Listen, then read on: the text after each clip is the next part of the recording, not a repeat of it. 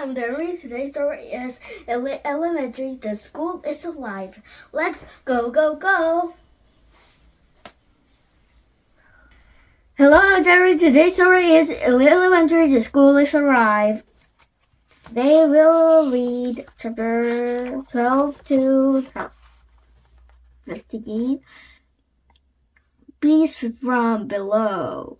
It was opening night, and the school auditorium was packed. Sam stuck his head through the red curtains and peered out. He saw hundreds of parents and teachers. In the audience, he saw his mom and Lucy's little brother. As Susie was hanging into the costume backstage, Antonio and Peter Pan were wearing a ring from head to toe, and Lucy wore a yellow dress as Wendy. Sam pulled Antonio aside. "I've got a feeling something really bad is going to happen," he whispered. "Maybe we should stop the play." "We tell Miss Grinker." Antonio cut him off. "Sam, everyone think we're crazy." "I'm not sure we aren't."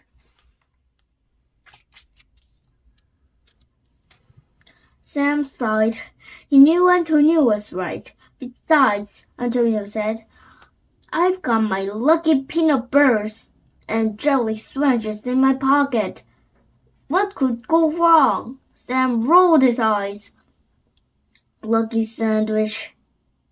Before Sam could say anything else, the lights dimmed. The audience went quiet. The play was about to start. Lucy rushed over. She pulled Antonio toward the stage. "Wish us luck, Sam," she whispered as Antonio marched out on the stand. Sam sighed. "Good luck." 2 hours later, Sam was smiling from ear to ear. He couldn't believe it. The play was accidentally going okay.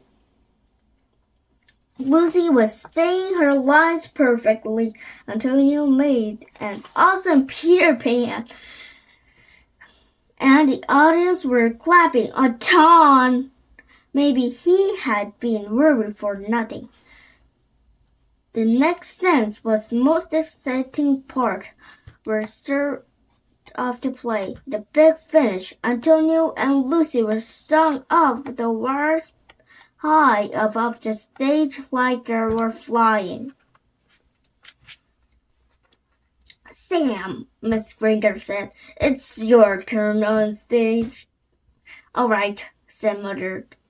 He stepped out into the spotlight and to say his light. "I'm moved like the Captain Hook's friendly pirate, and I order you to..." Sam stopped. He felt something move below his feet.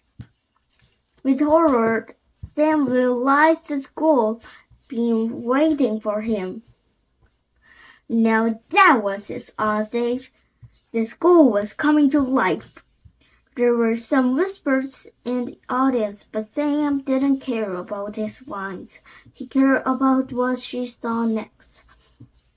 A trapdoor in the floor was opening.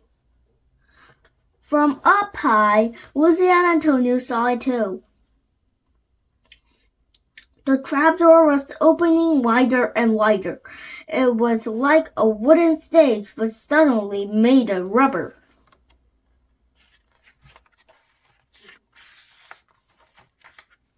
Sam's heart pounded as he looked down into the darkness below. There he saw a true theater. Within the stage, hundreds of metal folding chairs were opening and closing like a set of giant jaws keys. And high above this hungry mouse, Antonio and Lucy were standing on the wires. They were about to be eaten alive. Chop, chop, chop. Chop, chop, chop, chop, chop. Room mouth. Swish. The big red curtain swooshed shut. The audience gasped. They could no longer see the stage. The closet door banged open behind Sam. Then the floorboards lifted up from a slide backward into a closet. From offstage, Mr. Nicobe yelled, "Sam, it's happening!" He ran toward Sam, but his curtain ropes grabbed toward him. The ropes, the closet, too, the door snapped shut. Next, the light went out. Only the spotlight stayed on. It was pointed at Sam, Lucy, and Antonio. The audience can't see. Sam, Lucy, Antonio pointed. The audience can't see the stage, and the teachers and students are trapped into a closet. Sam thought, "I'm the only one who can save everyone." A chair mouse began to climb up out of its hole in the floor, like a worm coming up out of the ground. Lucy and Antonio began kicking and screaming. "What is that?" Lucy yelled. Antonio thrashed out his wire. As he swung, his lucky peanut butter and jelly sandwich slipped from his pocket. It fell down into a giant mouse. The sandwich splattered against the cherry trees. Sam got an idea. He shouted up to his friends. "I'll be back!" he shouted off to his friends. "Don't leave us, Sam!" Lucy cried. She was fiddling with her wire, trying to untie herself. "Just trust me," Sam said. He leaped over the giant mouse.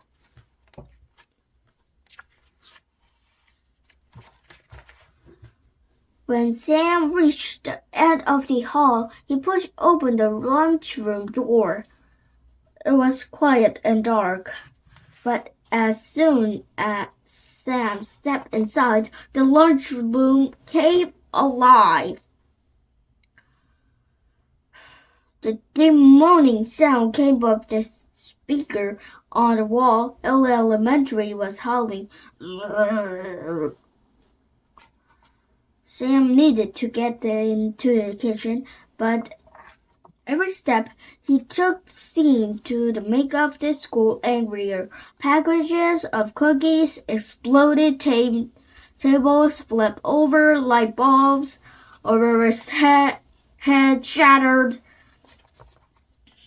Suddenly, the vending machine was firing bottles of water at him. One blasted Sam on chest, knocking him onto his back.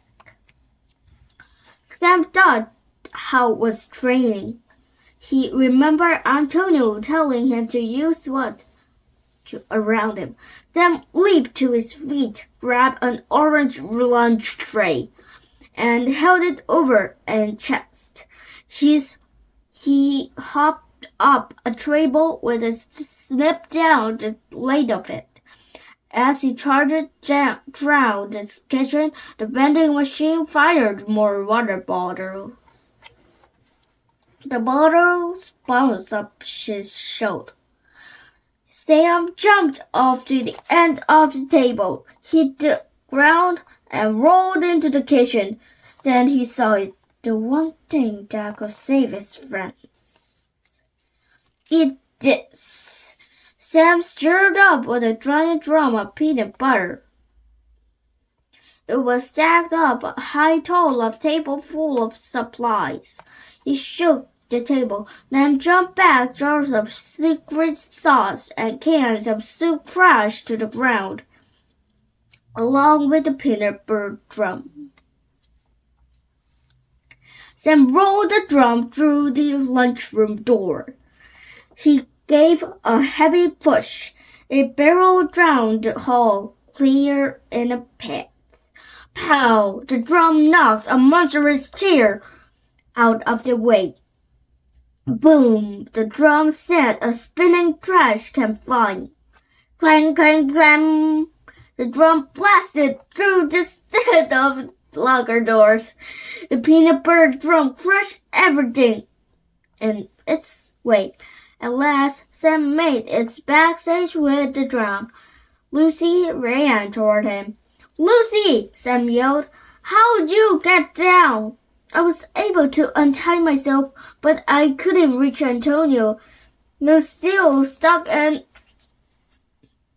Sam pushed the drum toward the stage and looked up. The giant mouse had grown larger. Together formed 100 teeth. Two of the teeth had Antonio's green pants. And second now, he would get eaten alive. "Help!" yelled Antonio. "Sam, what can we do?" asked Lucy. "Follow my lead," Sam said.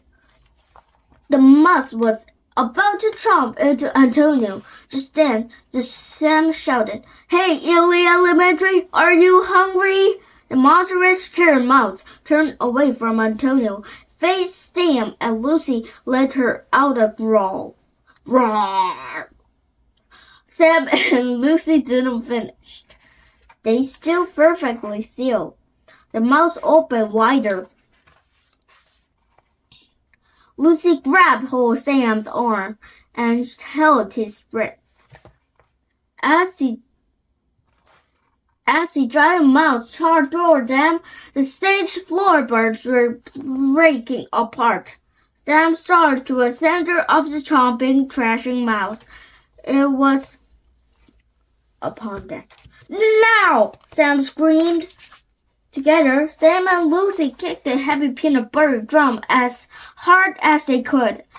It bowled across the stage, right into the giant mouse. The tree chomped down on the drum and kaboom! The drum burst open and gallons of peanut butter blew everywhere. The peanut butter was coming up a monster's mouth. The chewing swallowed and stopped. Lucy and Sam bumped fists. "You did!" Antonio shouted from up high. "I couldn't have done it without you two," said Sam, smiling. The sticky mouse slipped back down to the trapdoor. The trapdoor closed. The floor returned to normal. It was over. Eerie Elementary was silent. Then all of a sudden, the stage curtain swooshed open. Sam Graves, hall monitor. The lights came on. The closet door opened. Miss Grinker, Mr. Nickoby, and the students stumbled out. For a moment, everyone was quiet. The audience looked around, confused.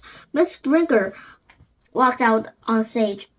Let's have a hand for the kids. That play was amazing," she said. Sam's mom started clapping. "Wonderful job, Sam," she yelled. Soon everyone was clapping. No one had any idea what just happened. Lucy helped Antonio drum from the wire. Then she whispered to Sam, "Now what?" Sam smiled. "Now we talk our ball." Backstage, the students were charging out of their costumes. Mr. Nickoby took Sam inside. "You did well tonight, Sam Graves," he said. "Everyone here is in good hands," and he walked away. Sam ran over to his friends. He burst out, "I told you, you guys of school was alive. Now do you believe me?" Antonio and Lucy was talking so fast that Sam could hardly understand them. He laughed and said, "Guys, relax. I'll tell you everything." And he did. As they were waiting out from their parents, Sam told his friends everything there was to tell about Eerie Elementary. The school cast long shadows lit by the moon. 2 large windows was open, and inside 2 lights burned like eyes, watching the 3 best friends. Sam reached into his backpack. He found a hall monitor sash that, just a few days earlier, he had been embarrassed to wear. Now he had a sudden urge to put it on. He knew it wouldn't be long before Eerie Elementary would strike again. Thank you for reading me today. Bye. And next time we can read another story of Eerie Elementary. Bye bye.